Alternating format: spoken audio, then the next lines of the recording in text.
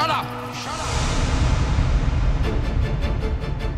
আপনি অনেকক্ষণ ধরে আপনার সীমা ছাড়াচ্ছেন।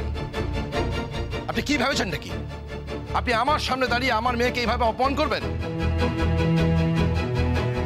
এরপরেও আপনি আশা করেন যে আমি আপনার সম্মান রাখবো? আপনি যদি নিজের সম্মান না রাখতে চান সেটা আপনার সিদ্ধান্ত, কিন্তু এরপর বলে রাখছি, এরপর কিন্তু এটা সম্মান অসম্মানের প্রশ্ন থাকবে না। আপনার বিরুদ্ধে মানহানির মামলা করা যায় সেটা আপনি জানেন? জানি জানি, সব জানি। নেই তার আবার কুলোপানা চক্কর। আপনি আর আপনার মেয়ে যে মুখেই মারিতম জগৎ, সে আমি খুব ভালোই জানি। দাদা, এরপরও আমি এ বাড়িতে আর আমার মেয়েকে 1 মিনিটও রাখতে চাই না। এই মেঘনা চলো। আঙ্কেল আঙ্কেল না না আঙ্কেল প্লিজ প্লিজ প্লিজ আপনি বসুন। কথা হচ্ছে আমাদের মধ্যে, তুমি এর মাঝখানে কেন ঢুকছো বলো তো নন্দা? তোমাকে কে অধিকার দিয়েছে যে আমাদের কুটুমকে এরকম ভাবে অপমান করার, অতিথিকে অসম্মান করার? দেখেছো ছোট বৌদি, দেখেছো দেখেছো তুমি বড় এই বড় বৌদি তো ঠিক কথা বলেছে, কিছু ভুল বলেনি। আমিও সেই কথা বলছি।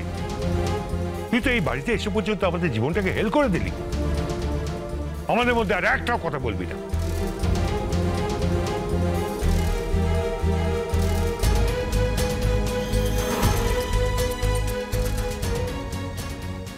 দেখুন চন্দনবাবু, ওর কথা কিছু মনে করবেন না। মনে না করে কি করে থাকি দাদা? উনি তো আপনাদেরই প্রতিনিধিত্ব করছেন, তাই না?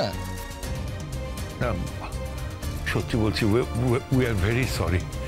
মানে ওকে কিছু বলে সাবধান করার আগে ও এমন সব বেসামাল কথা বলে ফেলে না।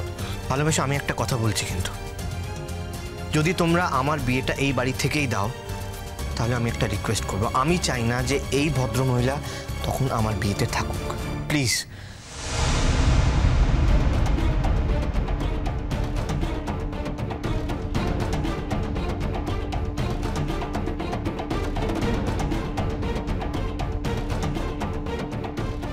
কি বললি?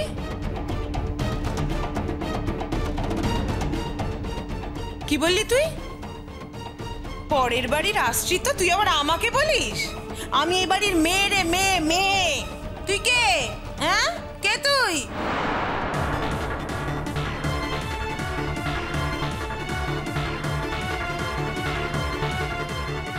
আমার বোনপো কি না, তাই এই কথাটাও বললো। পূর্ব নন্দা, বাড়াবাড়ি করিস না কিন্তু। শোনো পিসিমণি, তোমার একটা কথা বলি।